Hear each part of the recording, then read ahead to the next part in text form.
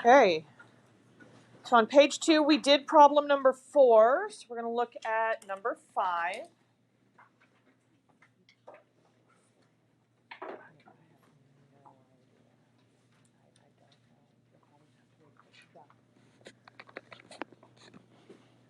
It says in triangle CAT, the measure of angle C is 15x, the measure of angle A is 5x plus 40, and the measure of angle T is 10x plus 20. Find the measure of each interior angle of triangle CAT, then classify the triangle. So let's start by sketching a picture quickly. Let's draw ourselves a triangle that we're going to call triangle CAT.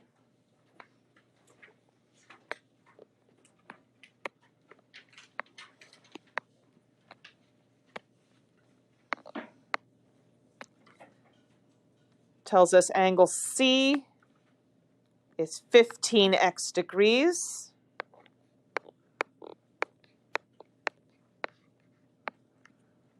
Angle A is 5x plus 40 degrees.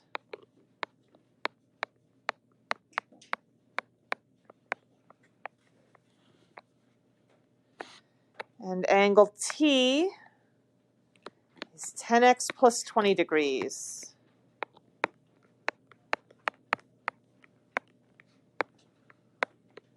And what did we learn yesterday about the 3 interior angles of a triangle? The sum of it is 180, yes. So if I take the measure of angle C plus the measure of angle A plus the measure of angle T, those are the 3 interior angles of the triangle.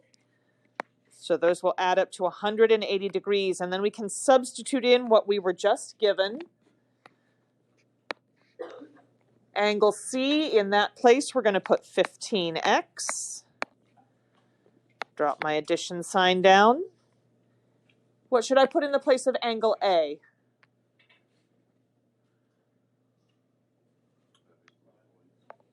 (5x plus 40). Drop down my other addition sign. What goes in the place of the measure of angle T? 10x plus 20. Drop down my equal sign and my 180. What should I do from here? Yes, we're going to collect our like terms together. What like terms do we have? 15x, 5x, and 10x. What's 15 plus 5? 20 plus another 10? 30. So I have 30x plus 60. I have a positive 40 here and a positive 20 here. That adds to give me 60. So 30x plus 60 equals 180. Where to now? Subtract 60 from both sides. What is 180 minus 60? 120. So I have 30x equals 120. Now what? Divide both sides by 30. And what is 120 divided by 30? 4. Is that my final answer? What did they ask me to find in the problem? The measure of each interior angle. So I need to find the measure of angle C, the measure of angle A, the measure of angle T. So let's walk through and start doing that. Measure of angle C is 15x. So we have 15 times 4. What is 15 times 4? 60. So the measure of angle C is 60 degrees. Then we come over to the measure of angle A. Measure of angle A is 5x plus 40.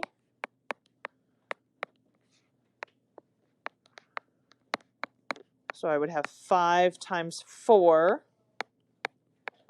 plus 40. What is 5 times 4? 20. So I have the measure of angle A equals 20 plus 40, 60.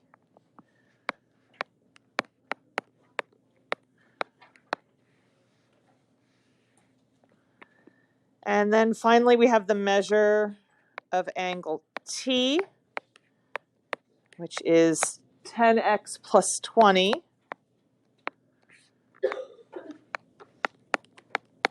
So I have 10 times 4 plus 20.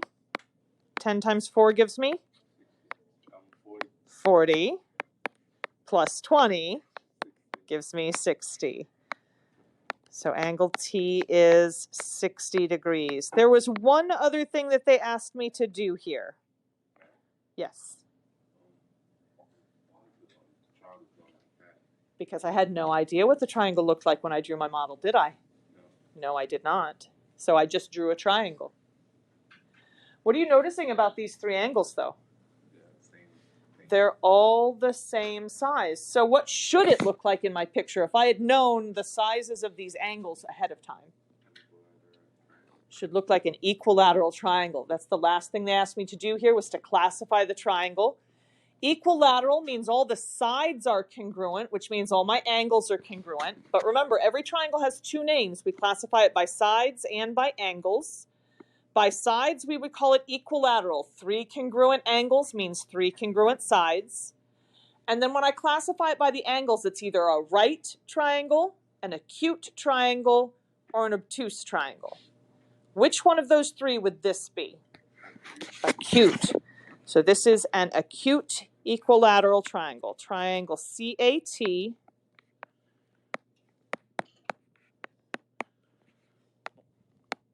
is an acute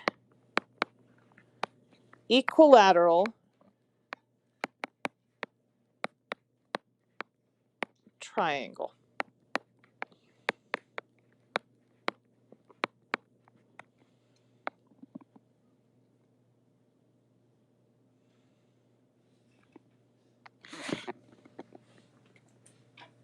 Remember, every triangle has 2 classifications, so we have to make sure that we name it both by the sides and the angles. If a triangle has 1 right angle, then it's a right triangle. If it has 1 obtuse angle, then it's an obtuse triangle. And if it has 3 acute angles, then it's an acute triangle. Does it matter? Does the order you put the classifications in matter? Technically, no. Conventionally, what usually sounds best to people's ears is the angle part first, right, acute, or obtuse, and then by sides, equilateral, isosceles, or scalene. But as long as you have both of the words, the order does not matter. You're welcome. Let's go look at number 6. It says in triangle GEO, the measure of angle E is 4 times the measure of angle O, and the measure of angle G is 9 less than the measure of angle E. Find all angles and classify the triangle. So just like before, I'm going to start with just a triangle that I'm going to draw. We're going to label the vertices G, E, and O. Yes? I just drew one. I just drew a triangle, just 3 sides. Yep. Yeah, because when I'm starting the problem, you're right. I have no way of knowing what this triangle is going to look like. I'm drawing a picture, though, so that I can mark it up. Even though my picture might end up being wrong in the end, it gives me a way to think about it and a way to organize my ideas. All right. So now that we have our triangle, it says the measure of angle E is 4 times the measure of angle O. Do we know how big angle O is? So we'll call it X. So we'll say this is X degrees. E is 4 times that. So what should this one be? 4x. So we have x degrees and 4x degrees. So I can put that in for O and for E.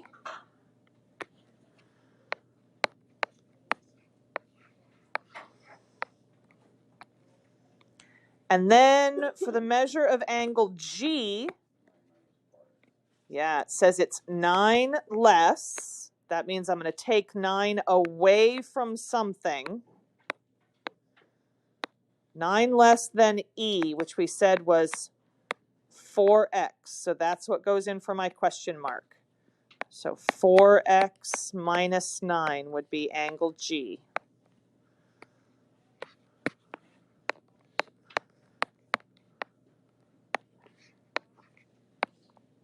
That is the only part of this problem that is very different from what we just did on the previous one.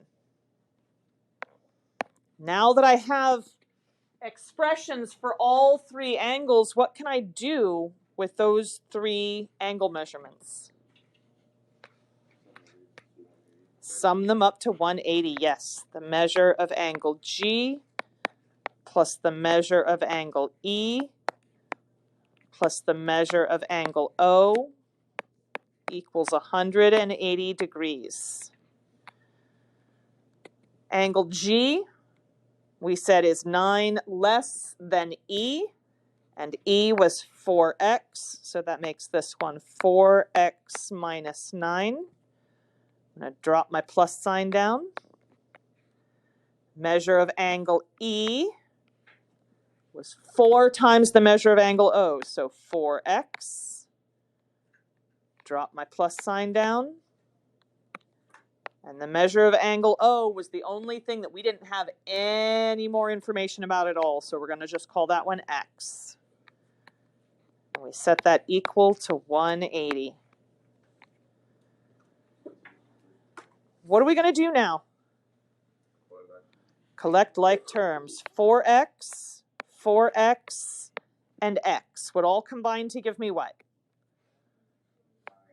9x. And then I don't have anything to combine with this minus 9, so it just comes straight down as minus 9. 9x minus 9 equals 180. Where to now? We'll add 9 to both sides. It's being subtracted, so we're going to use the opposite operation to make it cancel. That would give me 9x equals 189. And now what? Divide both sides by 9. What is 189 divided by 9? 21. But just like last time, that's not my final answer. I need to take that answer now and substitute it in for each of these angles. So the measure of angle G,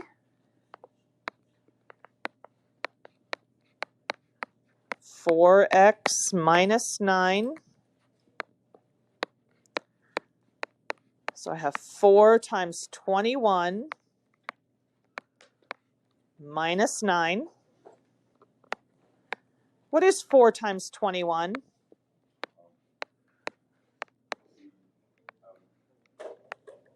84. And 84 minus 9? 75. So angle G is 75 degrees.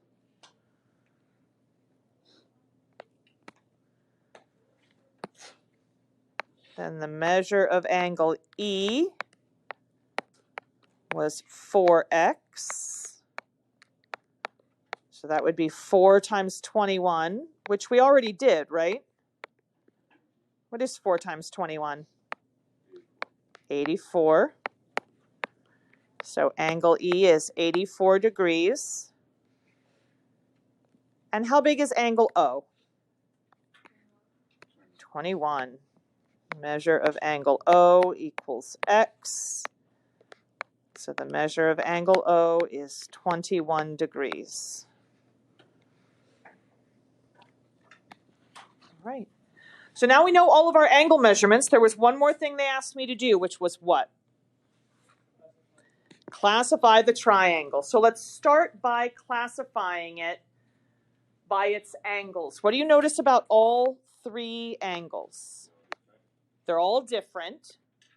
that would help me classify it by the sides. So since you started there, let's go ahead and do that. Since they're all different, that means all the sides would also be different, which means this is what kind of triangle? Scalene. And now I need to know whether it is right, acute, or obtuse. Acute, because all the angles are smaller than 90 degrees. So this would be, let's see, I would say triangle GEO is an acute scalene triangle.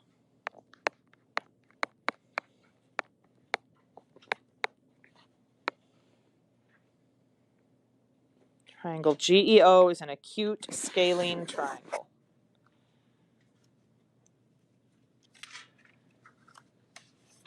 Very nice work so far. Let's go look at number 7. Top of the next page.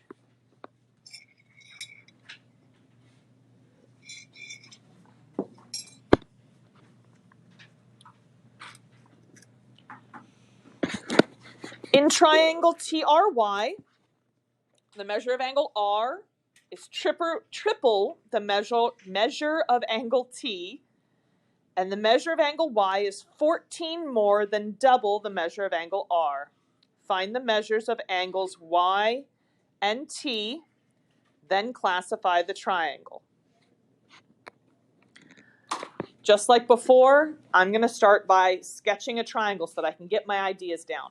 Don't know if it's going to end up being the right shape exactly. As long as it's got 3 sides, it'll be good enough for me to get my thinking down. There. Something like that. And then I have T, R, and Y.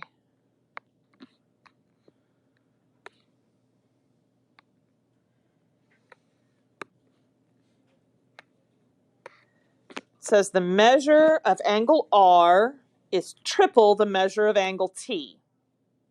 So what should we call angle T then? X. So I'm going to add that to my picture. T is X degrees. What should R be then? Yes, R is triple this right here. So that would be 3x degrees.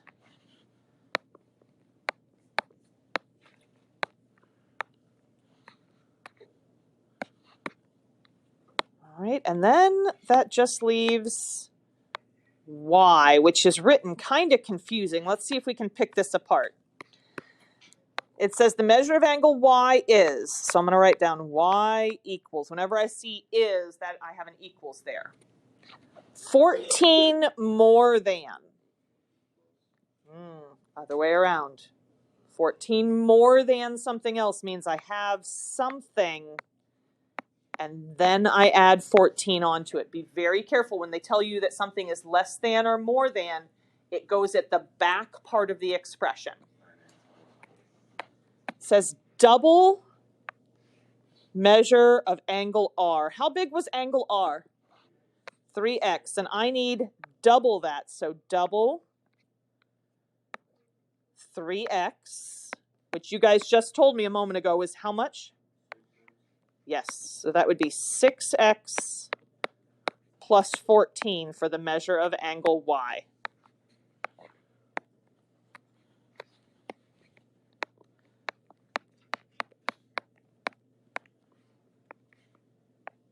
And just like the problem before it, that's the hardest part of this problem, because now that I have expressions for all 3 angles, what are we going to do with those 3 expressions? We're going to combine them together and equal it to 180, yes. The measurement of angle T plus the measurement of angle R plus the measurement of angle Y equals 180 degrees. Angle T we said was X. Angle R we said was 3x. And angle Y, after we simplified it, we got 6x plus 14 equals 180. Now we need to combine any like terms together, just like we did on the last two problems. So I have an x, a 3x, and a 6x. And those would combine to give me what? 10x. So I have 10x plus 14 equals 180. Don't forget that 14. He still needs to come down even though he doesn't have anybody to combine with. What do I do now? Subtract 14. What is 180 minus 14? I'm sorry, I did not hear. 166, so 10x equals 166. And we divide both sides by 10, which means x is what? X is 16.6. Well, if x is 16.6, what else is 16.6? T. The measure of angle T is x degrees. So angle T would be 16.6 degrees. The measure of angle R is 3x degrees. So I do 3 times 16.6. What is 3 times 16.6? You said 49.8? 49.8 degrees. And now we have the measurement of angle Y.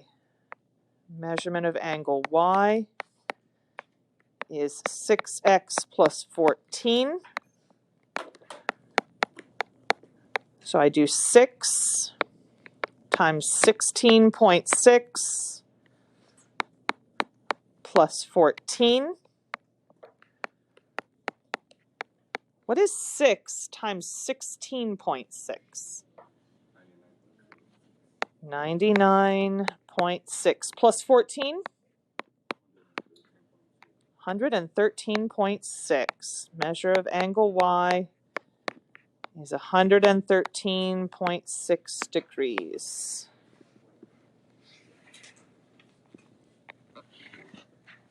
What do you notice about those three angles? They're all different, which means this is what kind of triangle based on sides? Scalene. And then based on angles, what do you notice about those three angles?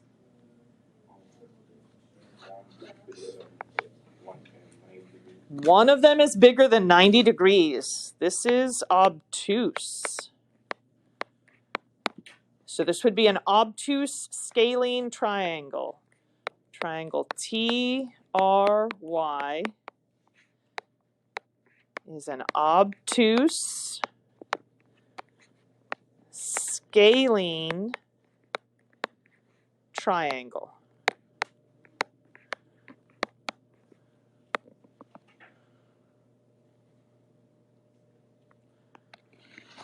Fantastic.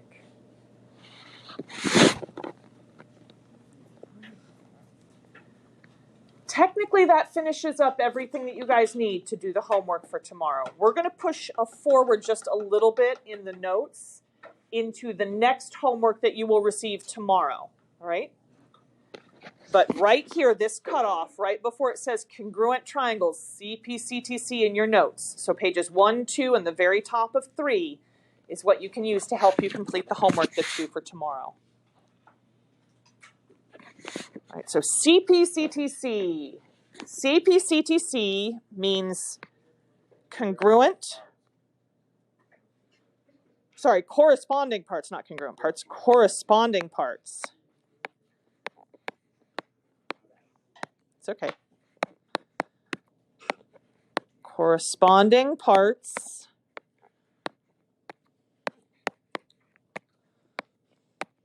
of congruent triangles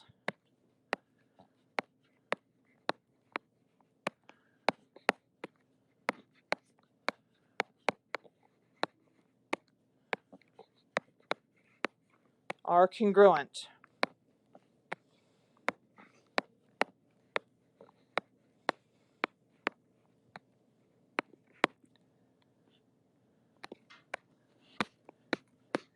Here's that C, P, C, T, C.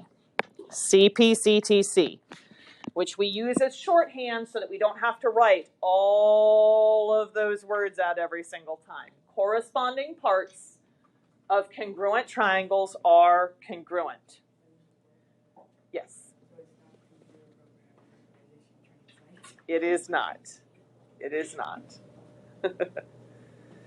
When we talk about corresponding parts, we mean like matching parts on different triangles.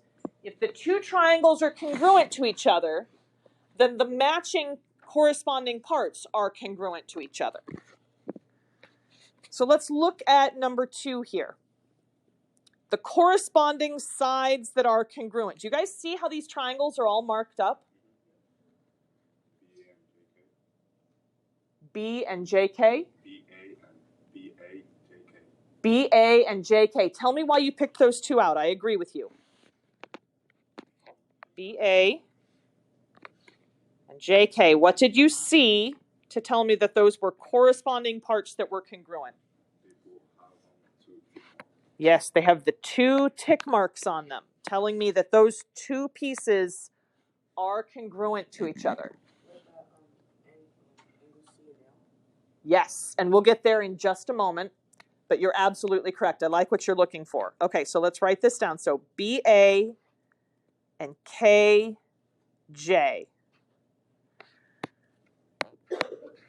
Segment BA is congruent to segment KJ. Let's finish out the sides and then we'll go talk about the angles. What's another pair of sides that you see that are congruent? BC, this side right here, it has 1 tick mark on it. And KL right here has 1 tick mark on it. So BC and KL.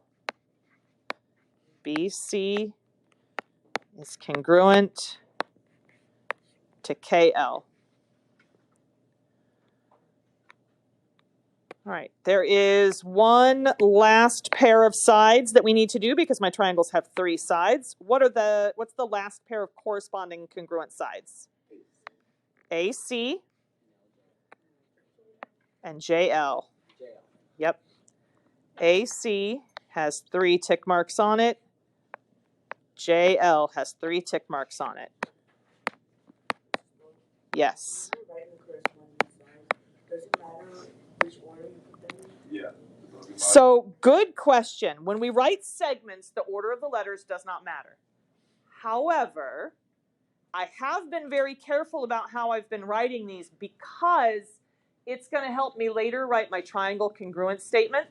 So segment JL is the same as LJ. If you were to write it down as LJ, that would still be a correct segment name that matches up with AC or CA. But the other thing that I'm looking at, and Mary, you pointed this out earlier when you were looking at the angles. How do you tell if the angles are congruent? Yep, they've got those little arc markings on them, yes. So I've not only been matching up the tick marks for the sides, but I've been looking at the angles. And when I name my segment AC, look here, A has the 3 arcs on it. C has 2 arcs on it, right? And then when I go to find the segment that matches up with AC, I'm also matching up the 3 tick mark or the 3 arc marks and the 2 arc marks. So I'm looking at that also. I'm looking at 2 different things here. All right, let's write down our corresponding congruent angles. A, 3 arc markings, you just told me a moment ago, matches up with which one?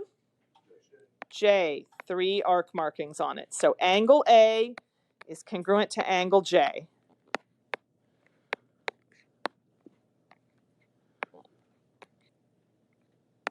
All right. Give me another pair of corresponding congruent angles. I heard C and L. C has 2 arc markings on it. L has 2 arc markings on it. So angle C and angle L. Angle C is congruent to angle L. And then last but not least, B and K. They each have 1 arc marking on them. Angle B is congruent to angle K. A triangle congruence statement. This tells me which parts match up.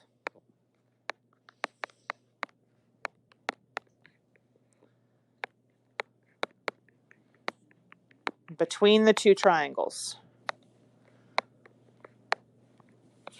So the order really matters.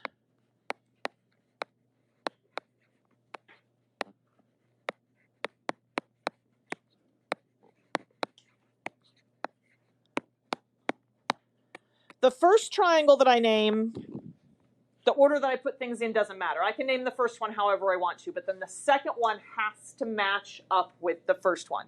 So this first triangle, are you guys okay if we call it triangle ABC? No? What do you want to call it? BAC, sounds good. Order does not matter on the first triangle.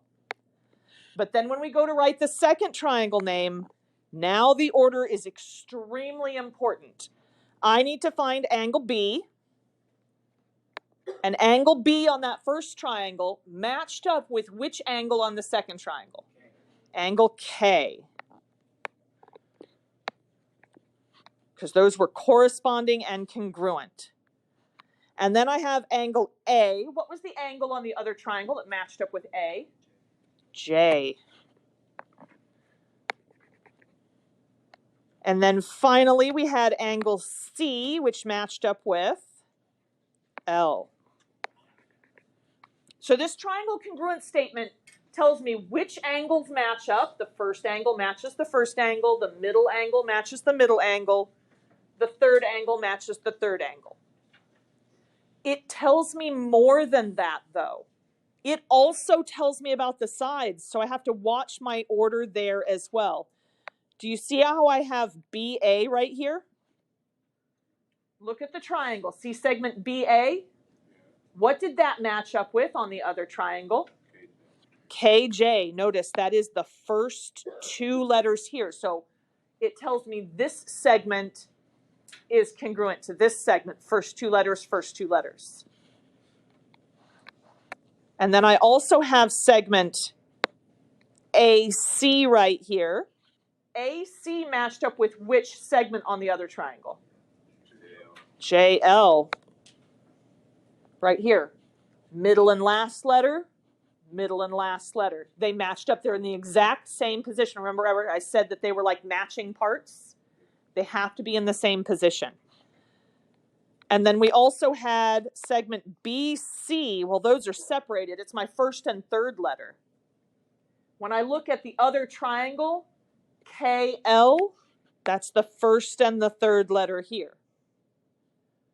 So these triangle congruence statements tell me exactly which parts match together, which segments match together, and which angles match together. So I have to be really careful about my order there. That is where I'm going to stop things for today, and we will start tomorrow with practicing this right here as a warm-up. All right? I am going to pass back your tests that you guys took last week so you can see how you did on those. Homework is due tomorrow.